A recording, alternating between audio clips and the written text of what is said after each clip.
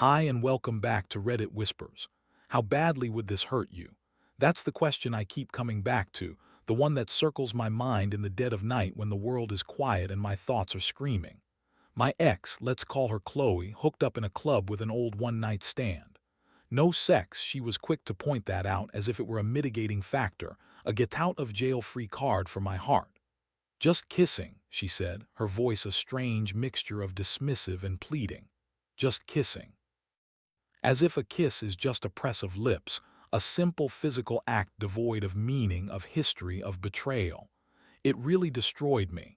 That's not an exaggeration, not a dramatic flourish for a story.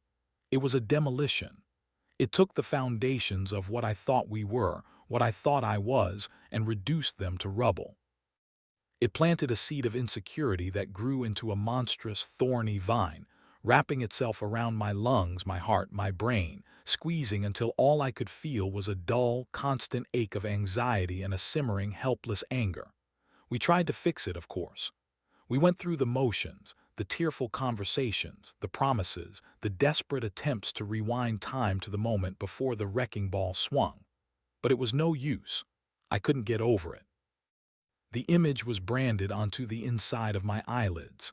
The thought of her, my Chloe, in the flashing, strobing darkness of a club, a place I've always vaguely disliked, with its sticky floors and predatory energy wrapped in the arms of someone else, was a poison I couldn't purge.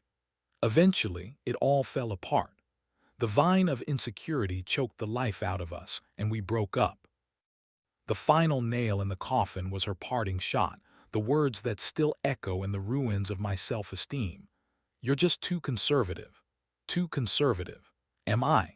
Is it conservative to believe that the person you love, the person you've built a world with, shouldn't put their mouth on someone they once shared their body with? Is it old-fashioned to expect that level of respect, of loyalty? I don't know anymore. That's why I'm here, I guess.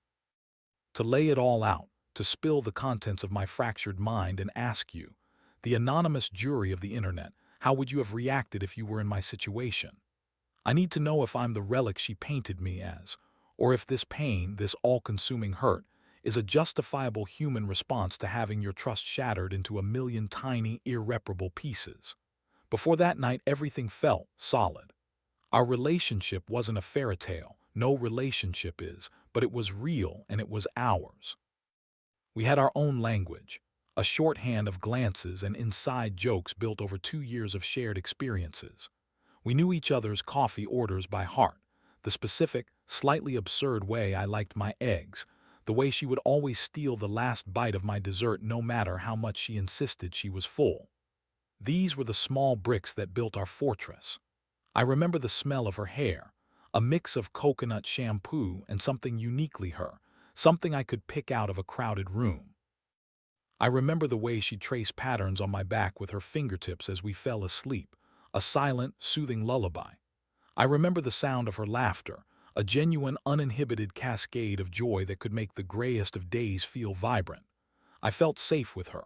It's a simple word, safe, but it encompasses so much. It's the feeling of being known and accepted, flaws and all. It's the quiet confidence that someone has your back, that you are a team against the chaos of the world. I had let my guard down with her in a way I never had before. My previous relationships had been tentative, cautious affairs. I was always holding a part of myself back, a defense mechanism honed by past hurts and a natural inclination towards introspection. But with Chloe, the walls just melted. She had this way of looking at me, a direct, unwavering gaze that seemed to see right through the facade to the person I was trying to be. And she loved that person, or so I believed. We had plans. Not just vague, someday maybe plans, but concrete, tangible goals. We'd spend hours on rainy Sundays scrolling through real estate websites, debating the merits of a backyard versus a shorter commute, a fixer-upper versus something move-in ready. We talked about a dog, a goofy golden retriever we'd named Barnaby. We talked about traveling, about seeing the northern lights from a glass-domed igloo in Finland, about eating our way through Italy. These weren't just dreams, they felt like a blueprint. We were architects of a future I was so excited to build with her. The night it happened was unremarkable, which in retrospect makes it all the more painful. It wasn't a night of high drama or a simmering argument that boiled over. It was just a Friday. She was going out with her friends, a girls' night. It was a regular occurrence, something I never thought twice about. I trusted her implicitly. Why wouldn't I? She was the other half of my soul. The idea of her betraying that trust was as foreign and unthinkable as the sun rising in the west. I remember kissing her goodbye at the door. She was wearing a black dress that I loved, and she'd spent extra time on her makeup. She looked beautiful, and I told her so. "Have fun," I said. "Don't do anything I wouldn't do." A stupid, cliché thing to say, but it was our little joke. Her reply was always the same. "That doesn't leave me with many options." She'd smile, a flash of playful mischief in her eyes, and then she'd be gone. I spent the evening doing what I usually did when she was out. I ordered a pizza, watched a movie, and probably fell asleep on the couch. There was no premonition, no knot of dread in my stomach. The universe gave no warning that the world as I knew it was about to end. The confession came the next day. It wasn't immediate. There was a strangeness to her in the morning, a distance I couldn't quite put my finger on. She was quiet, her movements hesitant. She avoided my eyes, busying herself with making coffee, her back to me for just a little too long. I chalked it up to a hangover. But as the day wore on, the silence grew heavier, charged with unspoken words.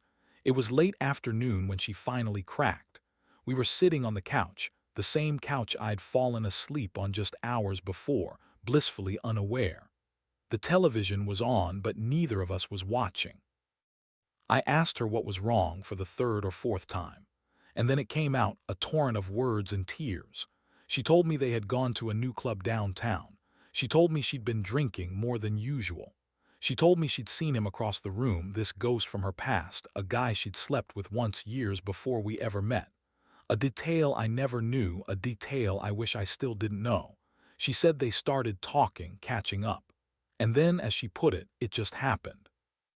They were dancing, the music was loud, the alcohol had blurred the edges of reason, and he had leaned in and kissed her, and she had kissed him back. She was quick to add the qualifiers, the damage control. It didn't mean anything. It was just a stupid, drunken mistake. We didn't have sex, it was just kissing. Each phrase was like a separate blow. It didn't mean anything. How could it not mean anything? A kiss, to me, is not a handshake. It's an intimate act, a form of communication that bypasses words. To share that with someone, especially someone you have a sexual history with, is a choice. It's a deliberate act of connection, however fleeting. To say it meant nothing was to devalue the intimacy we shared, to suggest that a kiss from me and a kiss from a random man in a club were somehow interchangeable. It was just a stupid, drunken mistake. The alcohol excuse. The oldest and weakest in the book. I've been drunk. I've been very drunk. I've been in rooms with people I found attractive. But the thought of betraying Chloe never entered my mind, not even for a fleeting second, because my commitment to her wasn't something that dissolved in vodka. It was a part of my core, a constant, unwavering presence. To blame the alcohol felt like an abdication of responsibility, a refusal to own the choice she had made. And then the final, devastating blow. It was just kissing. Just kissing. This was the phrase that would become the mantra of my own personal hell. It minimized the act, trivialized my pain. It created a chasm between her perception of the event and mine. In her mind, she had stumbled, made a minor error in judgment. In my mind, she had taken a sledgehammer to the sanctuary we had built together. I didn't yell. I didn't scream. I just sat there, the world shrinking to a single, roaring point of pain in my chest. I felt cold. A deep, bone-chilling cold that had nothing to do with the temperature of the room. It was the cold of shock, of a sudden and violent emotional amputation. A part of me had been severed, the part that believed in our invincibility, the part that felt utterly and completely secure in her love.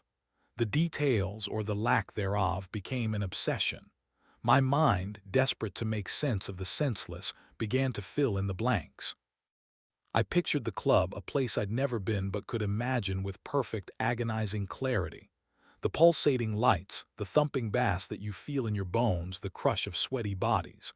I pictured him, this faceless man from her past. Was he taller than me, more handsome? Did he make her laugh in a way I didn't? My imagination became my torturer, replaying the scene over and over, each time with a new, more painful detail. I saw his hands on her, pulling her closer. I saw the way she might have looked at him, the same look she usually reserved for me. I heard the music, a generic dance track that would forever be the soundtrack to my betrayal. I couldn't stop it. It was a movie playing on a loop in my head, a horror film in which I was the unwilling audience. The initial shock gave way to profound and disorienting grief. I was mourning the loss of the relationship I thought I had. The trust, once an unshakable monolith, was now a pile of dust. And I knew, with a certainty that terrified me, that it could never be rebuilt in the same way. You can glue a broken vase back together, but the cracks will always be there. You'll always handle it a little more carefully, a little more fearfully. Our relationship, once a thing of beauty and strength, was now just a collection of broken pieces. I looked at her, sitting there crying, her face blotchy and her eyes pleading, and for the first time I felt like I was looking at a stranger. Who was this person who could so casually inflict this much pain? Where was the Chloe I knew, the one whose hand fit so perfectly in mine, the one I had entrusted with the most vulnerable parts of myself? She was gone, replaced by this new, unknowable version. And in that moment, I felt an overwhelming sense of loneliness, the kind that comes from realizing you are truly, utterly on your own. The fortress we had built was gone, and I was standing in the wreckage, exposed and shivering, with no idea how to even begin to find shelter from the storm that had just broken over my life. The days that followed were a blur of muted colors and muffled sounds, as if I were living underwater. The world continued to turn, people went to work, the sun rose and set, but I was stuck in the wreckage of that one, single moment. The demolition had been swift and brutal, but the aftershocks were relentless, each one a fresh wave of agony that sent me reeling. My mind became a hostile territory, a battleground where my own thoughts were the enemy.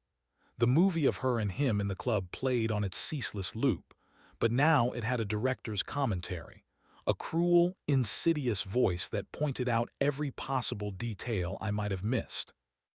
It would whisper questions in the quiet moments, planting seeds of doubt that grew with terrifying speed. How long did the kiss last? Was it a quick peck or something more? Did she enjoy it? Did she pull away, or did she melt into him? Did she think of me at all? These questions were a form of self-torture, but I couldn't stop asking them.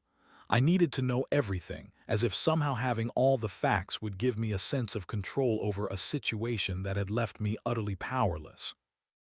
I asked her, of course. I begged for details, my voice cracking with a desperation I hated. Her answers were always vague, laced with self-preservation. I don't remember. I was so drunk. It happened so fast. Each non-answer was another turn of the screw. It felt like she was protecting him, or maybe protecting herself from the full weight of what she had done. Her inability, or unwillingness, to give me a straight answer only fueled my imagination, which was far more creative and cruel than any reality could be. My anxiety, which had always been a low hum in the background of my life, was now a deafening siren. I couldn't sleep. I'd lie awake for hours, my heart pounding against my ribs, my body rigid with tension. When I did manage to drift off, my dreams were filled with images of her with other men, shadowy figures in dark, crowded rooms. I'd wake up in a cold sweat, the phantom pain of the dream still clinging to me like a shroud. I lost my appetite. Food tasted like ash in my mouth. I lost weight, my clothes hanging off a frame that felt as hollowed out as I was. My friends noticed. They detail me I looked tired, that I seemed on edge. I'd brush it off, blaming work or stress, unable to voice the real reason for my decay. How could I explain that my girlfriend's just a kiss had unraveled the very fabric of my being? It sounded dramatic, overwrought. They wouldn't understand the depth of the wound. The insecurity was the worst part. It was a poison that seeped into every corner of my self-perception. Before this, I had always been a reasonably confident person. I wasn't arrogant, but I was comfortable in my own skin. I knew my strengths and weaknesses, and I was generally at peace with who I was. Now I was a stranger to myself. I began to question everything. Was I not handsome enough? Not funny enough? Not interesting enough? Was I boring in bed? My mind raced to find a reason, a rational explanation for why she would seek validation from someone else. It had to be my fault. I must have been lacking in some fundamental way. This line of thinking was a dangerous rabbit hole, and I tumbled down it head first. I started comparing myself to every man I saw. The guy at the coffee shop, the actor on TV, the random stranger walking down the street. Each one was a potential threat, a new and improved version of what she might be looking for. It was exhausting and pathetic, and I hated myself for it, which only added another layer to the self-loathing. My perception of her changed, too. Every action she took was now filtered through a lens of suspicion. If she was quiet, I assumed she was thinking about him. If she was on her phone, I was convinced she was texting him, even though she had sworn she had cut off all contact. If she was late coming home from work, my mind would immediately jump to the worst-case scenario. I became a detective in my own home, searching for clues to a crime I was sure was still being committed. I'd find myself checking her phone when she was in the shower, my hands shaking, my heart thudding with a mixture of guilt and a desperate need to know. I never found anything, but the absence of evidence wasn't proof of innocence. It just meant she was good at hiding it. This was the new, ugly logic that governed my life. I was turning into a person I didn't recognize and didn't like. The happy, easygoing man she had fallen in love with was gone, replaced by this anxious, suspicious shell of a person. I could see the change in the way she looked at me. The love was still there, but it was now mixed with pity and a growing frustration. The anger was a slow burn, a deep, molten rage that simmered just beneath the surface. It was a different kind of anger than I had ever experienced before. It wasn't the explosive, short-lived anger of a heated argument. It was a cold, bitter anger born of helplessness. I was angry at her for her betrayal, for her carelessness with my heart. I was angry at him, this faceless man who had intruded upon our life. But mostly, I was angry at myself. I was angry for being so naive, for trusting so completely. I was angry for being so weak, for letting this one act dismantle my entire sense of self. I was angry that I couldn't just get over it, as a small, rational part of my brain insisted I should. It was just a kiss, after all. Why was I letting it destroy me? This internal conflict was relentless. One moment I would be consumed with a righteous fury. Her actions were a betrayal of the highest order, a fundamental breach of the contract of our relationship. The next moment I would be drowning in self-recrimination. Maybe I was overreacting. Maybe I was being dramatic. Maybe she was right and I was just too something, too sensitive, too possessive, too conservative. The world, which had once felt so full of possibilities, now felt like a minefield.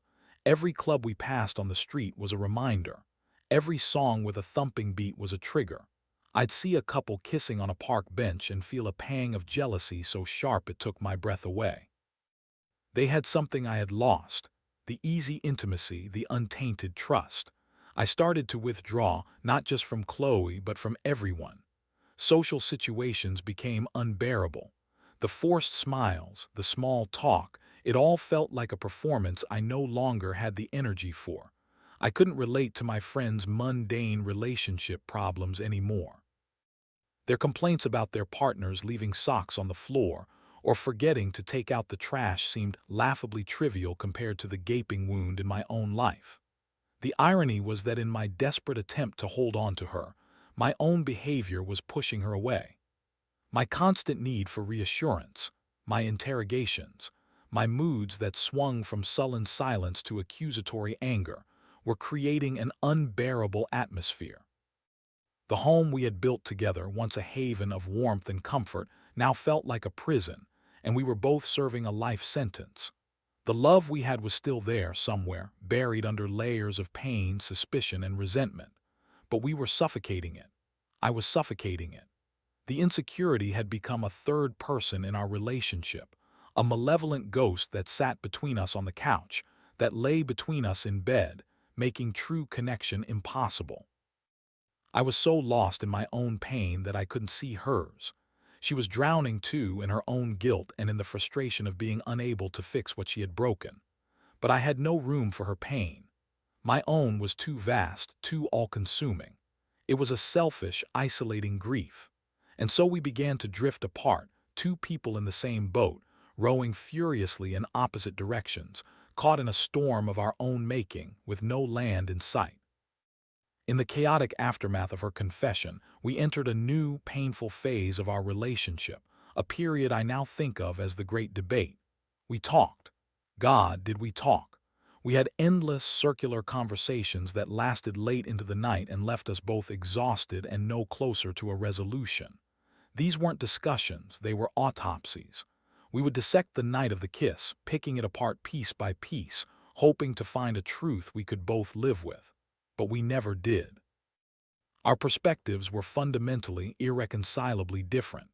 For her, the narrative was one of a momentary lapse in judgment.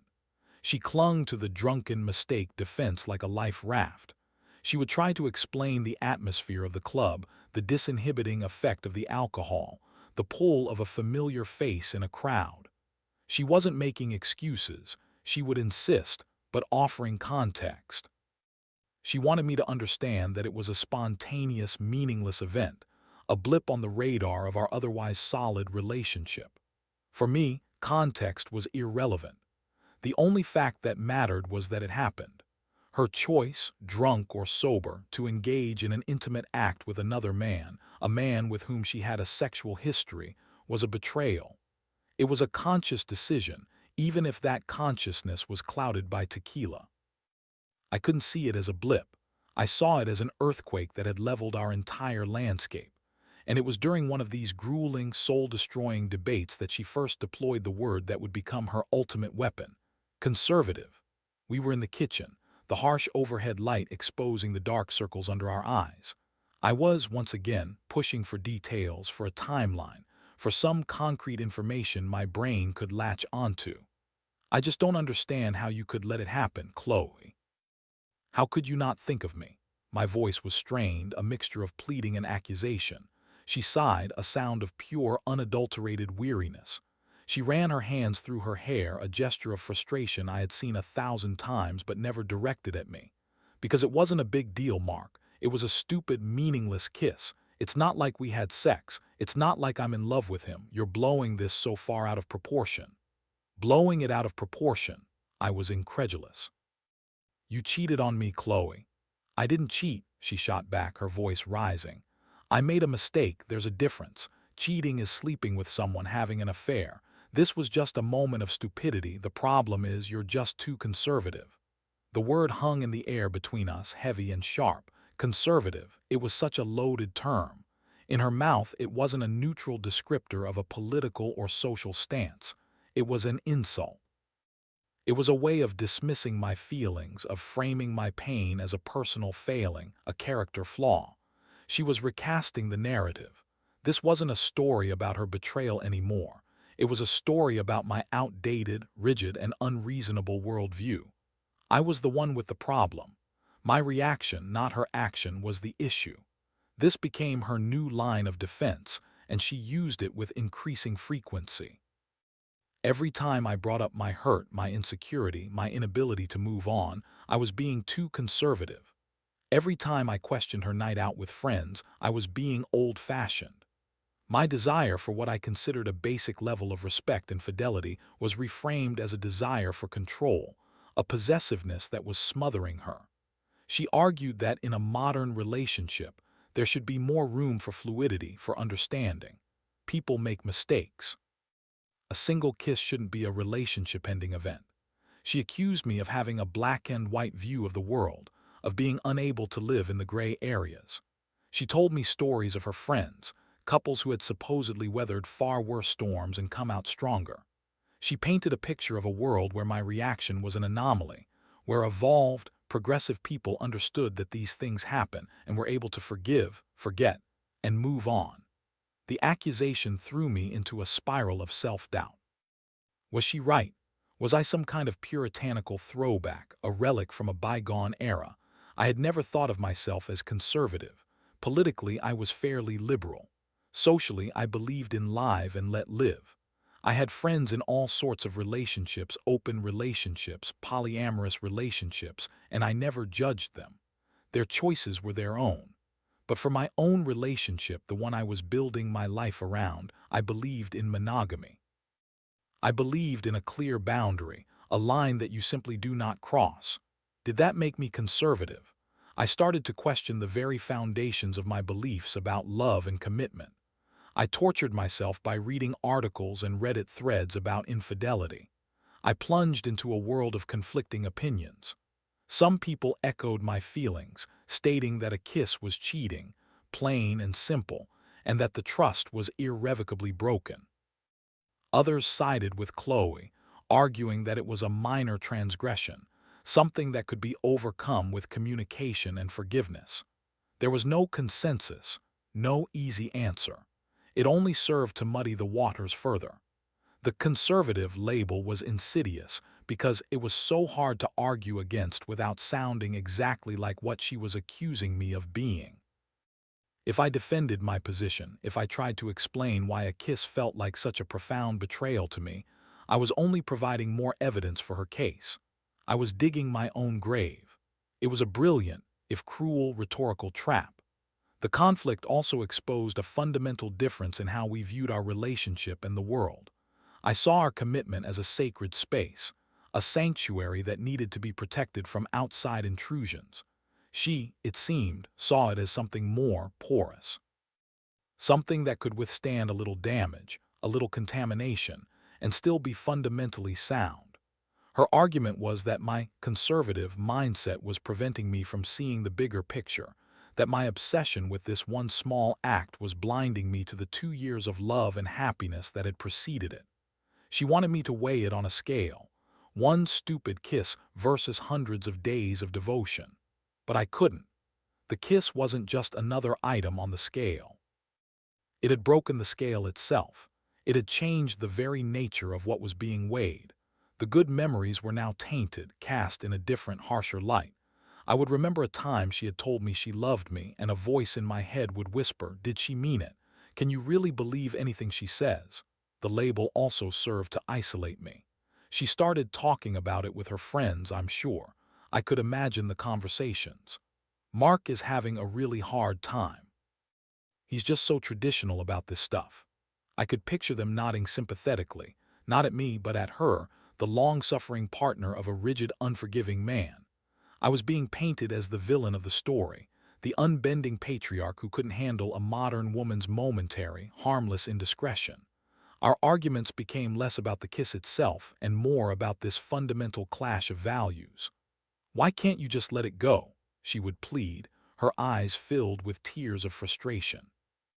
"Because I can't," I would say, my own voice raw with a pain she refused to validate. "It's not about letting it go, it's about the fact that it happened. It changed everything." "No, it didn't," she would insist. "Nothing has to change if you don't let it. We can get past this. I can get past this. Why can't you?" It was a question I couldn't answer, not in a way she would accept. How do you explain a feeling? How do you articulate the sensation of a trust that has been shattered? It's not a logical process, it's an emotional one. It's a deep, instinctual recoiling from the source of pain. I tried to explain that it wasn't about forgiveness. In an abstract sense, I could forgive her. I could understand that she was human, that she had made a mistake, and that she felt remorse. But I couldn't forget. I couldn't unknow what I knew. The knowledge of her with him was a permanent part of our history now, a ghost that would forever haunt our home. And my so-called conservative nature meant that I couldn't live with that ghost. It wasn't a matter of principle. It was a matter of survival. Staying in the relationship felt like agreeing to be slowly poisoned. Every day, the anxiety, the insecurity, the anger would chip away at me a little more. The label was a way for her to avoid confronting the reality of the damage she had caused. By making it about my conservatism, she could sidestep her own responsibility. It was a clever, painful deflection that ultimately made our breakup inevitable. She wasn't just fighting with me anymore. She was fighting with my core values, the very essence of who I was. And that was a fight neither of us could ever hope to win.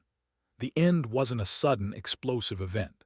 It was a slow, agonizing process of decay, like a great tree dying from the inside out. On the surface, for a while, we still looked like us. We still lived in the same apartment, slept in the same bed, and went through the motions of being a couple. But the rot was deep within the roots, and the leaves were starting to wither and fall. My inability to get over it became the central, insurmountable obstacle. We were stuck in a loop. I would feel a surge of anxiety or have a particularly vivid, intrusive thought about that night, and I would become distant or irritable. She would sense my change in mood and become defensive, anticipating the interrogation she knew was coming. The conversation would inevitably circle back to the kiss, to my pain, and to her frustration with my inability to move forward, and of course to my conservatism. It was a script we both knew by heart, and we were both sick of playing our parts.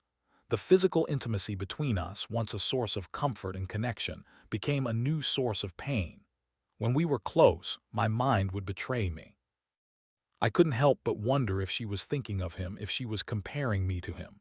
I would kiss her, and the image of her kissing him would flash in my mind, a vile, intrusive guest at our most private moments. It felt like a contamination. I would look at her mouth, the same mouth that had kissed someone else, and feel a sense of revulsion that I was deeply ashamed of. She could feel me pulling away, of course.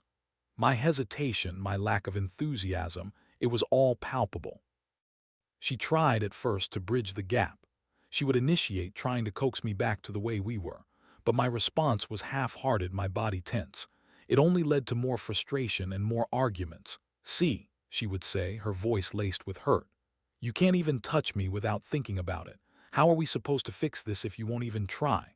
But I was trying. I was trying so hard it felt like I was tearing myself apart. I was fighting a war inside my own head, and I was losing. Eventually, we stopped trying altogether. We started sleeping on opposite sides of the bed, a physical manifestation of the emotional canyon that had opened between us. The silence in the apartment became deafening, filled with all the things we weren't saying. The easy companionship we had once shared was gone, replaced by a polite, careful distance. We were roommates who had once been in love. I knew it had to end. I knew that this state of purgatory was unsustainable and was destroying us both. But the thought of actually ending it was terrifying. It meant admitting defeat. It meant letting go of the future we had so carefully planned. It meant accepting that the person I loved most in the world was also the source of my greatest pain. The final conversation was quiet and sad, devoid of the anger and accusations that had characterized our last few months. We were sitting at our small kitchen table, the same place we had shared countless meals and made so many plans. The afternoon sun was streaming through the window, illuminating the dust motes dancing in the air. It all felt so mundane, so horribly normal. I was the one who said it first. "I don't think I can do this anymore, Chloe." The words felt heavy and foreign in my mouth. She didn't look surprised. She just nodded slowly, her eyes welling up with tears. "I know," she whispered. "I can't either." There were no more arguments to be had. We had exhausted them all. We both knew we had reached the end of the road. She told me she was sorry, and for the first time it didn't feel like a tactic or a defense. It just felt like a simple, sad truth. She was sorry for what she had done, and she was sorry for what it had done to us. I told her I was sorry, too. I was sorry that I couldn't be the person who could move past this. I was sorry that my pain was so rigid, so unyielding. "Maybe you were right," I said, the words tasting like ash. "Maybe I am too conservative." She shook her head, a single tear tracing a path down her cheek. "No," she said, "you're not, you just loved me and I broke that." It was the closest she ever came to truly validating my feelings, and in a strange way, it was the kindest thing she could have said. It was an admission that my pain wasn't a flaw, but a consequence. Packing up my things was a surreal experience. Each object I put in a box held a memory. The coffee mug she bought me on our first anniversary. The stupid souvenir snow globe from a weekend trip. The framed photo of us on a beach, both of us smiling, so blissfully unaware of the iceberg that lay in our path. It was like packing up a life that was no longer mine. The breakup didn't bring the immediate relief I thought it would. It just replaced the constant, low-grade pain of being with her with the sharp, acute pain of being without her. The first few weeks were a hollowed-out existence. The apartment felt cavernously empty without her. I kept expecting to hear her key in the door, to smell her cooking, to see her curled up on the couch. The silence was a constant reminder of my loss. The insecurity and anger didn't just vanish. They had been my constant companions for so long that they felt like a part of me. Now, they had a new focus. I would torment myself with thoughts of her moving on, of her being with someone else, someone less conservative, someone who wouldn't be bothered by a little kiss in a club. I was haunted by the fear that she was right, that my inability to adapt had cost me the love of my life, and that I was destined to be alone because my expectations of love were simply too high, too rigid for the modern world. It's been 6 months now. The sharp edges of the pain have started to dull, but the scar is still there. I'm learning to live with the ghost. I'm trying to rebuild my sense of self, to find that confident, secure person I was before the demolition. It's a slow, painstaking process of reconstruction. But the question remains, the one she planted in my head with that one simple word. Am I too conservative? Was my reaction unreasonable? Is it a flaw to believe that a commitment should be absolute? I see people in the world, and it feels like the lines are getting blurrier all the time. Maybe she was just ahead of her time and I'm the one who is stuck in the past. I honestly don't know the answer. And that's why I'm telling you this story. I need to know how this would have hurt you. If you were in my shoes, looking at the person you've built your world with, and they tell you it was just kissing, what would you do? Would you be able to forgive and forget? Would you be able to rebuild on that fractured foundation? Or would that crack be too deep, the betrayal too fundamental to ever truly heal? Was I wrong to let it destroy me? Or was the destruction an inevitable consequence of a love that was built on a trust that, in the end, proved to be an illusion? Thank you for listening this story. Please leave your thoughts in the comments. Click like and subscribe to the Reddit Whispers for more.